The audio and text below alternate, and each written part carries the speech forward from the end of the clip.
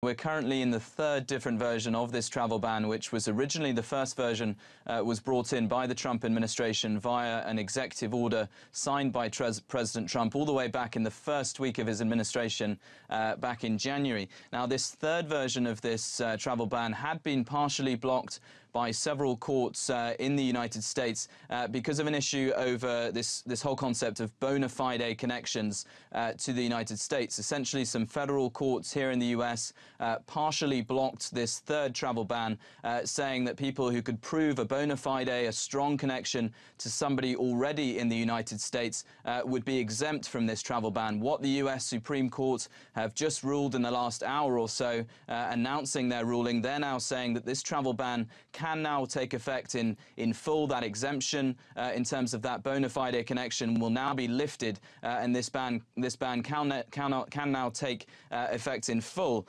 while some of those legal challenges are still working their way through the courts.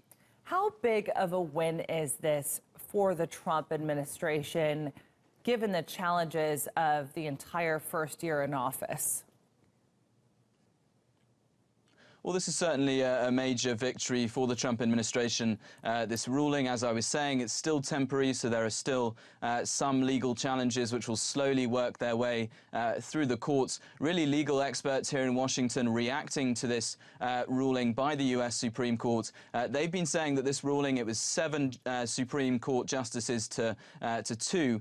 They're saying that this indicates that really the U.S. Supreme Court will eventually lift all exemptions onto this travel ban, and that will eventually take effect completely, not partially in any way. So it's certainly a major victory for the Trump administration. Reaction is still very much coming in, but I think in the coming hours we can expect to see a lot of condemnation of this decision by the U.S. Supreme Court, by Democrats, for example, the opposition in the U.S. Congress and Donald Trump's political opposition, as well as civil rights groups and civil liberties groups who've really condemned each and every version of this travel ban as and when it's come into effect. Which kind of brings me to my next point, Giles, which is Chad, Iran, Libya, Somalia, Syria, Yemen. Why these countries? Well, the Trump administration's argument overall is essentially that these countries don't have the visa processes, they don't have adequate vetting inside their airports, for example, and their visa processes to stop dangerous individuals, potentially dangerous individuals, traveling to the United States and then causing some sort of harm against American citizens. That's been the Trump administration's argument all along. We have seen some countries actually taken out of these travel bans.